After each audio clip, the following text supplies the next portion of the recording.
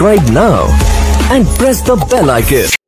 Hello बच्चों, तो आज अपन बात करते हैं बेटा ऑप्टिक्स के बारे में। जैसा कि मैंने जो पहले वीडियो बनाया था फिजिक्स के न्यू सिलेबस का, तो उसमें सब चैप्टर के बारे में बताया था और मैंने ये बात बोली थी कि फिजिक्स के अंदर एज सच आपका जो कोई भी चैप्टर है वो डिलीट नहीं हुआ है, बट हाँ चैप्टर में से कुछ टॉपिक और सब टॉपिक जरूर डिलीट किए गए हैं। अब जो आपका 12th का सबसे मेजर टॉपिक है फिजिक्स का वो है ऑप्टिक्स, और इसके अंदर दो चैप्टर आते हैं आपका ray optics and optical instrument and wave optics. अब जो बेटा आपका रे ऑप्टिक्स है इसको लगभग आपके 17 से 20 लेक्चर के अंदर पढ़ाया जाता है, और वेव ऑप्टिक्स को आपके लगभग 7 से 10 लेक्चर के अंदर पढ़ाते हैं। आई बात समझ में? और ऑप्टिक्स आपके किसी भी एग्जाम को, चाहे बोर्ड एग्जाम ले लो, चाहे COT ले लो, चाहे JEE मेंस ले लो, उसके अंदर सबसे इंपॉर्टेंट टॉपिक है ऑप्टिक्स। तो ray optics and optical instrument को जो हिंदी मीडियम वाले स्टूडेंट हैं उनके लिए बोला जाता है किरण प्रकाशिकी एंड प्रकाशिकी उपकरण। तो इसके अंदर कौन कौन से चैप्टर है वो सिलेबस में है। तो आपका जो इंट्रोडक्शन वाला टॉपिक है इसके अंदर एज इट इज सिलेबस में है। Reflection of light bye spherical mirror, यानी कि गोलीय दर्पणों द्वारा प्रकाश का परावर्तन वाला टॉपिक है, वो भी बेटा आज आपका एज इट इज सिलेबस में। रिफ्लेक्शन यानी कि अपवर्तन वाला टॉपिक भी आपका एज इट इज सिलेबस में है।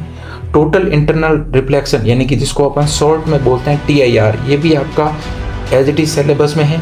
Refraction at spherical surface and by lenses, यानी कि गोलीय पृष्ठों तथा लेंसों द्वारा जो अपवर्तन वाला टॉपिक है वो भी आपका एज इट इज सिलेबस में है। और रिफ्रैक्शन थ्रू ए प्रिज्म, यानी कि प्रिज्मों के द्वारा जो अपवर्तन वाला टॉपिक है वो भी आपका एज इट इज सिलेबस में है। तो और जो आपका ऑप्टिकल इंस्ट्रूमेंट में बेटा आपके दो सिलेबस में है, एक तो आपका माइक्रोस्कोप और एक है टेलीस्कोप। यानी कि माइक्रोस्कोप को तो हिंदी में बोलते हैं सूक्ष्मदर्शी और टेलीस्कोप को बोलते हैं दूरदर्शी। ये वो टॉपिक हैं जो आपके ray optics and optical instrument में सिलेबस में है, NTA द्वारा दिए गए, और NCERT के अंदर ही यही टॉपिक हैं। आई बात समझ में? तो सर आप ये बताओ NCERT और CUT और CBSE बोर्ड और भी अदर स्टेट के बोर्ड है, इसमें से कौन से टॉपिक हटा दिए गए हैं सिलेबस से? तो बेटा एक टॉपिक था पहले some natural phenomena caused by sunlight, यानी कि सूर्य के प्रकाश द्वारा कुछ प्राकृतिक घटनाएं, और इसके अंदर दो सब टॉपिक थे, एक तो स्कैटरिंग ऑफ लाइट यानी कि प्रकाश का प्रकीर्णन, और रेनबो यानी कि इंद्रधनुष। ये जो पूरा टॉपिक है और इसके अंदर जो दो सब टॉपिक थे ये पूरा का पूरा सिलेबस से डिलीट कर दिया गया है, ना ही ये किसी बोर्ड के सिलेबस में। NCERT में नहीं है तो बोर्ड के सिलेबस में कैसे होगा? आई बात समझ में? तो आप अगर कहीं पर भी YouTube का पुराना लेक्चर देख रहे हैं तो ये वाला टॉपिक तो देखकर आप अपना टाइम वेस्ट नहीं करें, इससे अच्छा है कि कोई और चीज़ पढ़ें। आई बात समझ में? अब अपन बात करते हैं बेटा वेव ऑप्टिक्स यानी कि तरंग प्रकाशिकी की। वेव ऑप्टिक्स में भी आपका जो इंट्रोडक्शन वाला टॉपिक है वो एज इट इज है। हाइगन प्रिंसिपल आपका एज इट इज है, जिसको हिंदी में हाइगन्स का सिद्धांत बोलते हैं। Refraction and reflection of plane waves using हाइगन प्रिंसिपल, यानी कि हाइगन सिद्धांत का उपयोग करते हुए समतल तरंगों का अपवर्तन व परावर्तन वाला चैप्टर भी बेटा आपका एज इट इज है। चैप्टर नहीं सॉरी टॉपिक, चैप्टर तो वेव ऑप्टिक्स हो गया ना बेटा। Coherent and incoherent addition of wave, यानी कि जो तरंगों का कला संबंध और अकला संबंध योग है, ये वाला टॉपिक्स भी आपका एज इट इज सिलेबस में है।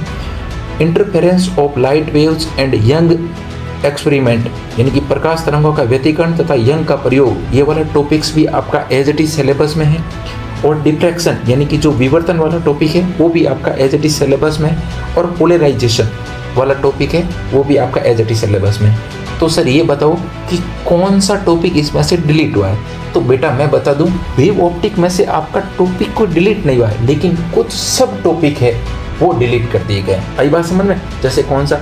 जैसे Doppler effect in refraction and reflection, इसमें जो डॉपलर इफेक्ट वाला जो सब टॉपिक है वो बिल्कुल हटा दिया गया है। आई बात समझ में? डॉपलर इफेक्ट आपके बिल्कुल सिलेबस में नहीं है। और वेव थ्योरी था 11th क्लास का जो चैप्टर था उसमें से भी डॉपलर इफेक्ट पूरा सिलेबस से हटा दिया गया है। आई बात समझ में?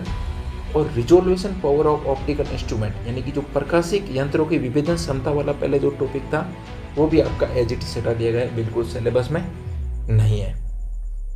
वैलिडिटी ऑफ रे ऑप्टिक्स, ये भी पहले वेव ऑप्टिक्स में एक टॉपिक था, इसको पढ़ाते थे, ये भी सिलेबस में नहीं है, इसको भी डिलीट कर दिया गया है। Polarisation of light by reflection, ये वाला टॉपिक है, ये भी आपका जो सिलेबस है बिल्कुल हटा दिया गया है।